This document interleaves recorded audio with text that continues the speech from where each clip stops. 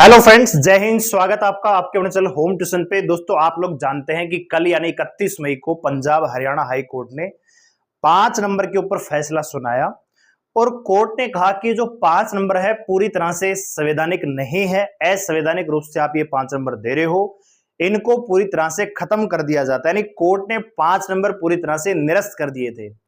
तो जिससे हुआ क्या कि जो आने वाली वैकेंसी है, जैसे टीजीटी का रिजल्ट है, हरियाणा ग्रुप डी की सेकंड लिस्ट है और सीईटी ग्रुप सी के जो अन्य एग्जाम है 56-57 को भी कैंसिल कर दिया, 1-2 को भी कैंसिल कर दिया और जो बाकी के 20 ग्रुप हैं उनको भी चुनौती देते हुए कोर्ट ने कहा कि भैया इनका एग्जाम दोबारा होगा मेंस का, और जो बच्चा पास करेगा उसी को ही नौकरी पे कंटिन्यू रखा जाएगा, नहीं तो बाहर कर दिया जाएगा। तो कहीं ना कहीं हरियाणा का जो प्रत्येक युवा है जिसको 5 नंबर मिलते हो या ना मिलते हो, कहीं ना कहीं इस फैसले को स्वीकार करने की स्थिति में है। लेकिन दोस्तों, सरकार यहां पे एक और गेम खेल रही है और लगातार इस वो एक चाह रहे हैं कि ये भर्तियां भैया विधानसभा तक लटका के रखी जाएं, युवाओं के भविष्य के साथ जो ऑलरेडी खिलवाड़ हो चुका है। एक प्रकार से सरकार ने युवाओं के मजे लिए हैं, ठीक है। सीईटी के नाम से युवाओं का जो मानसिक रूप से जो शोषण हुआ है वो बहुत ही अव्वल दर्जे का शोषण है दोस्तों, ठीक है। इसको आप हल्का मत समझिएगा। अभी आपको पता है कि 5 नंबर का मामला तो कुछ खास है ही नहीं, ठीक है। उसमें कोई खास बड़ी बात नहीं है। 5 नंबर भैया 100 नंबर का SSC CGL CPO SSC GD Delhi police constable RPF constable हजारों पदों पर वैकेंसियां निकलती हैं। ओवरऑल पेपर होता है, कोई भी एक्स्ट्रा नंबर नहीं मिलता कि भैया आपका फादर नहीं है तो आपको लीजिए 5 नंबर दे देते हैं, आपके घर में सरकारी नौकरी नहीं है चलो आपको 5 नंबर दे देते हैं। चलो ठीक है कि हरियाणा की पॉलिसी में सरकार ने देखा कि 5 नंबर दे दीजिए, गरीब परिवारों में नौकरी मिल जाएगी, सही था। लेकिन जब कोर्ट ने जजमेंट दिया कि भैया ये जो आप कर रहे हो ये असंवैधानिक है, तो सरकार को भी इस बात में विचार करना चाहिए कि क्या 5 नंबर वास्तव में ही हम गलत दे रहे हैं, क्या इनका वेरिफिकेशन हुआ। क्योंकि अभी इससे पहले की जो भर्तियां हुई थी उसमें क्या है कि 5 नंबर का वेरिफिकेशन आसान था। अभी क्या हो रहा है कि फैमिली आईडी के आधार पे 5 नंबर दिए जा रहे हैं, यानी जिन फैमिलियों की आई जो इनकम 1,80,000 से कम होगी 5 नंबर मिल रहे हैं। और आपको पता है कि फैमिली आईडी आप घर बैठे बना सकते हो, कोई भी मोबाइल पे एडिट कर सकता है, किसी फैमिली मेंबर को ऐड कर सकता है, किसी को निकाल सकता है, अपनी एज के साथ जो इनकम है उसके साथ भी छेड़छाड़ वो कर सकता है दोस्तों, ठीक है। तो कहीं ना कहीं उस पर वेरिफिकेशन नहीं है, तो इसी वजह से कोर्ट ने इसको असंवैधानिक करार दिया। लेकिन फिलहाल जो न्यूज आ रही है सरकार की तरफ से, जहां पे होना यह चाहिए था कि सरकार को 20 ग्रुप के जो बच्चे हैं जिनकी ज्वाइनिंग हो चुकी है उनके लिए पक्ष लेना चाहिए था, उनके साथ खड़ा होना चाहिए था। वहां पे सरकार ये करिए कि हम पूरे के पूरे 5 नंबर है उसको भी क्लेम करेंगे, पूरे जजमेंट को ही क्लेम करेंगे, सुप्रीम कोर्ट में री अपील करेंगे दोस्तों। तो इसकी वजह से होगा क्या दोस्तों कि जो ग्रुप डी की भर्ती है, टीजीटी की भर्ती एक बार फिर से लटक जाएंगी।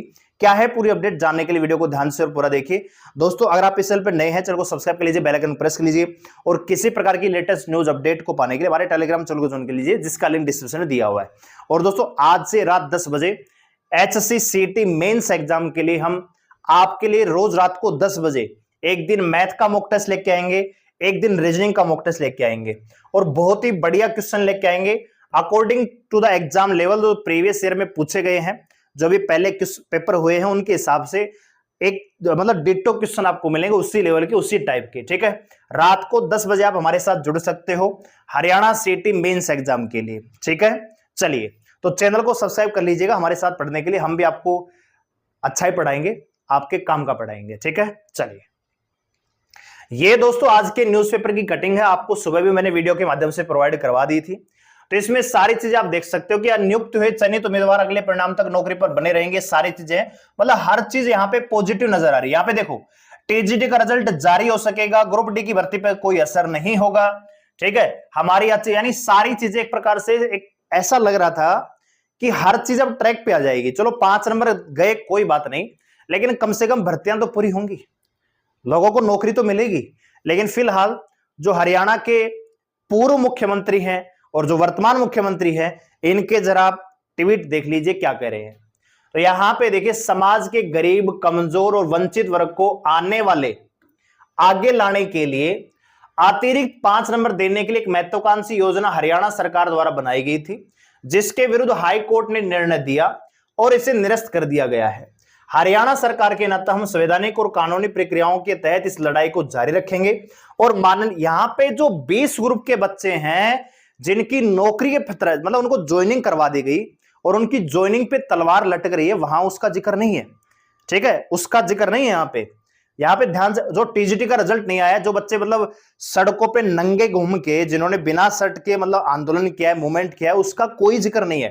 ठीक है, यहां पे कह रहे कि माननीय सुप्रीम कोर्ट में अपील करेंगे। किसकी अपील करेंगे जी? 5 नंबर की अपील करेंगे। गरीब, कमजोर और वंचितों को न्याय दिलाने के लिए यह लड़ाई हरियाणा सरकार अंतिम विकल्प तक लड़ती रहेगी।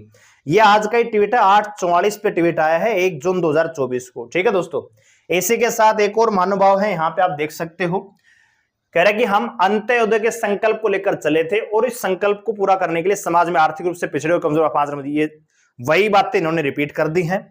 ठीक है, मैं हरियाणा परिवार के अपने उन सभी गरीब, कमजोर, विधवा माताओं बहनों को विश्वास दिलाता हूं कि जिन्हें इस योजना का लाभ मिला था, उन्हें न्याय दिलाने के लिए हम हमेशा उनके साथ खड़े हैं और खड़े रहेंगे।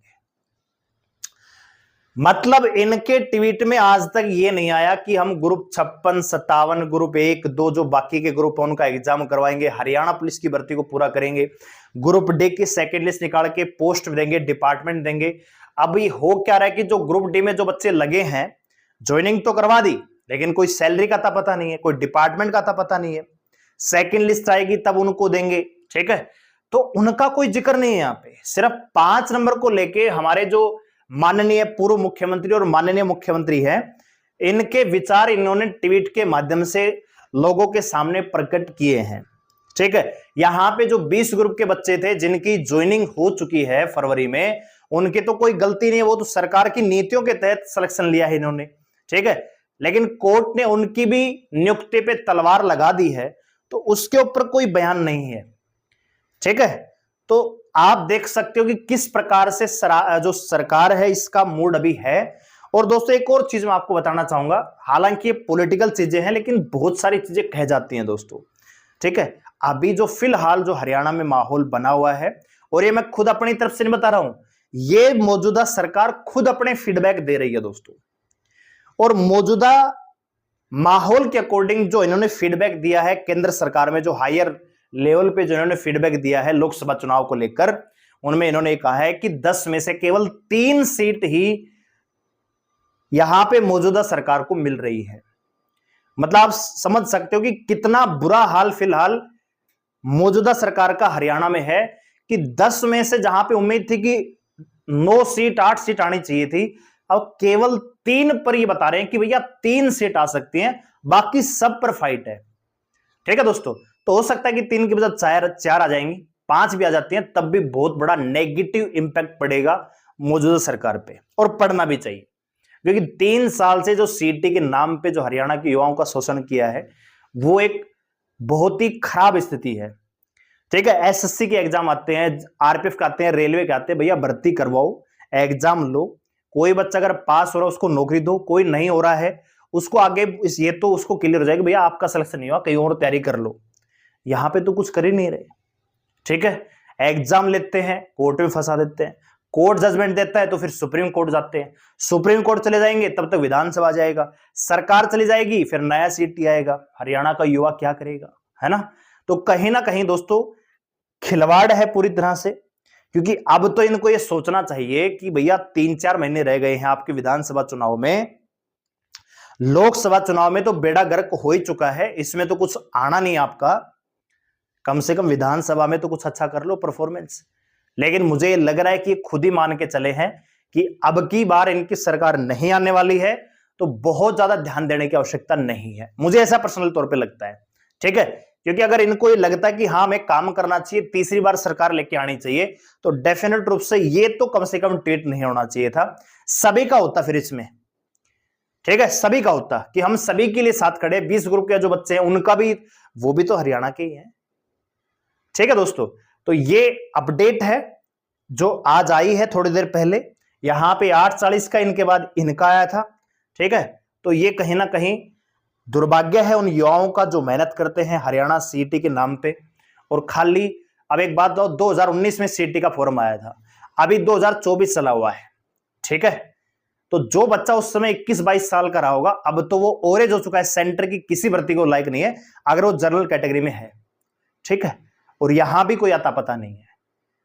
तो आपको क्या लगता है, आपका क्या फीडबैक है ना, आपका ओपिनियन क्या है इस हिसाब में कि सरकार को भी क्या करना चाहिए और क्या आप सोचते हैं वर्तमान परिस्थिति के बारे में, जरा कमेंट करके जरूर बताइएगा। धन्यवाद, जय हिंद।